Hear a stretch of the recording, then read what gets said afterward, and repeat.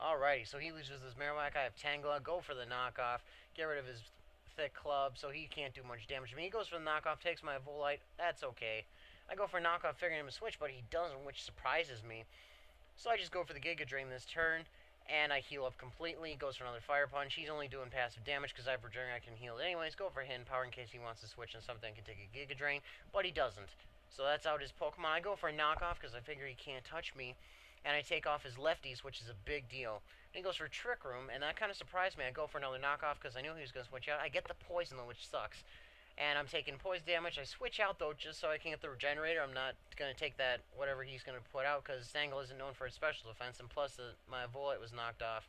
So now, I go for a Body Slam. He predicted that, went to Gourgeist. Go to Matang, see if I can get my rocks up. He goes for a Will-O-Wisp. It's not a big deal, though, since I have Rest. And I decided to get the rocks up this turn. He goes for Leech Seed to start healing up. No biggie. I'm starting to rack up, though, so I switch out so I don't have to deal with that. I go back into Tangela because I have Hidden Power Ice to do some damage. He switches out and goes into Cacturn, and I go with a Hidden Power Ice, does a ton of damage. The thing, though, I forgot is I don't have Eviolite, so I thought I could tank whatever he had, and I forgot he had the Poison Jab. Does a ton of damage to me.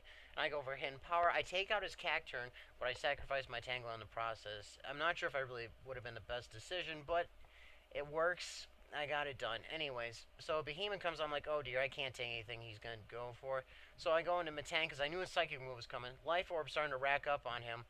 I switch out, go to Munchlax because I know he's going to go for the Shadow Ball. I predict that perfectly. He switches out, he goes into Gourgeist. I did another Body Slam, kind of predictable, but I had no reason to rush this. So I go back into Matang. He goes for the Wisp, does nothing. And I decide to rest it off because I'm getting low on health, and I figured he could become useful later. He goes for a Leech Seed, starts getting some of his health back. This thing was hard to kill, by the way. And then I go into Kadabra thinking, okay, he can't touch me. I go for this. He has a Shadow Sneak, unfortunately, so it takes me out. Either way, he was dead if he had any attack. I wasn't expecting him to carry an attack, though. So now I go for the Ice Punch with my Girder, try to get some damage because I know he has no recovery now. So I keep doing Ice Punches, and I get the Freeze, which is the lucky thing. And I switch out, figuring, okay, this would be a good time for Dusclops to come in to start doing some damage with Nightshade.